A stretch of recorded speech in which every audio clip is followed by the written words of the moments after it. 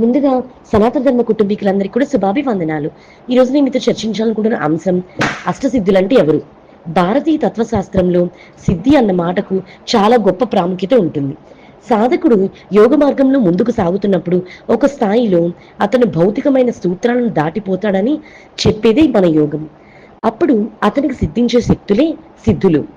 సాంఖ్యం, భాగవతం, బౌద్ధం ఈ సిద్ధులను వేరువేరు రకాలుగా నిర్వచిస్తున్నప్పటికీ ప్రచారంలో ఉన్నది మాత్రం కేవలం అష్టసిద్ధులు.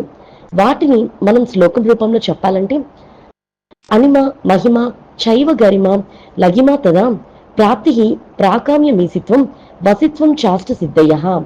దీన్ని బట్టి అణిమ మహిమ గరిమ లగిమ ప్రాప్తి ప్రాకామ్యం ఈసిత్వం వసిత్వం అన్న 8 సిద్ధులే ఆ అష్టసిద్ధులను తెలుస్తుంది. అలాగే ఒక్కోసారి దివ్య ఔషధాలను స్వీకరించడం ద్వారా కూడా వీటిని పొందవచ్చు. మంత్రబలంతోనూ సాధించవచ్చు. అయితే సాధకుడు ఈ సిద్ధుల భ్రమలో పడితే మోక్షం అనే అసలు లక్ష్యం నుంచి దూరమైపోతాడని హెచ్చరిస్తాయి. అష్టసిద్ధుల గురించి ప్రస్తావన రాగానే వినాయకుడు, హనుమంతుడు మనకు తప్పక గుర్తు వస్తారు. వీరిరువురికి అష్టసిద్ధుల మీద పూర్తి సాధకరత ఉందని, వీరిని పూజించిన భక్తులకు ఆయా అష్టసిద్ధులు అతి సులభంగా అనుగ్రహించగలని కూడా ఒక నమ్మకం కలదు. అందుకని హనుమంతుని అష్టసిద్ధి నవనిధికే దాత అంటాడు మన తులసీదాసు. ఇక వినాయకుని భార్య సిద్ధి అన్నది కేవలం ఒక పేరు మాత్రమే కాదు, ఆమె అష్టసిద్ధులకు ప్రతిరూపం అన్నది కూడా ఒక విశ్లేషణ. ఇంతకీ ఈ అష్టసిద్ధుల ద్వారా సాధకులు సాధించే శక్తులేంటో మనం తెలుసుకుందాం.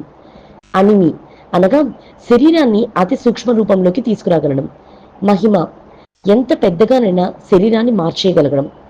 గరిమ ఎంతటి బరువునైనా సాధించగలగడం. లఘిమ కావాల్సినంత తేలిగ్గా తన బరువును మార్చుకోవడం. ప్రాప్తి ఏ వస్తువు కావాలనుకున్నా దాన్ని శూన్యం నుంచి సైతం పొందడం. ప్రాకామ్యం కోరుకున్నది సాధించడం. ఈసిత్వం అష్టదిక్పాలకులు శాసించగల ఆధిపత్యం. వసిత్వం సకల జీవరాశి నుండి వశం చేసుకోగల అధికారం.